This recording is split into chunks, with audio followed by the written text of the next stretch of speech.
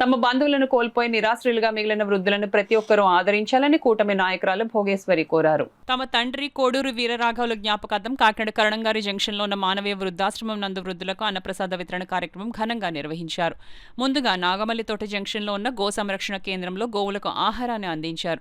అనంతరం తమ స్నేహితులతో కలిసి పెద్దలకు వృద్ధులకు అన్న వితరణ కార్యక్రమాన్ని నిర్వహించారు. ఈ సందర్భంగా భోగేశ్వరి మాట్లాడుతూ మనుషులుగా పుట్టినందుకు సమాజ సేవ ప్రతి ఒక్కరూ విధిగా చేయాలని, అలాగే అనివార్య కారణాల వలన తమ పిల్లలను బంధువులను కోల్పోయి నిరాశ్రయులుగా మిగిలిన వృద్ధులకు అండగా ఉంటూ ప్రతి ఒక్కరూ మానవ సేవే మాధవ సేవ అనే నినాదంతో జీవించాలని కోరారు. ఈ కార్యక్రమంలో బండి సుజాత, మట్టపత్తి మోన, రత్నం, దీప్తి తదితరులు పాల్గొన్నారు. 2010 మార్చి 31వ తారీఖున దేవుని దగ్గరికి వెళ్ళారు. ఆయన జీసస్ని నమ్ముకుని దేవుని దగ్గరికి వెళ్ళారు.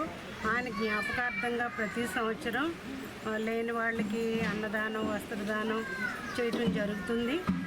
ఆయన లేకపోయినా సరే ఆయన చేసిన మంచి కార్యాలు, ఆయన ఈ లోకంలో మమ్మల్ని బిడ్డలుగా పుట్టించినందుకు ఆయన చేసిలో కొంతైనా సరే లేని వాళ్ళకి సహాయం చేయాలన్నది ఆ తల్లిదండ్రులు నేర్పించిన దాన్ని బట్టి మేము ముందుకు వెళ్తున్నాం.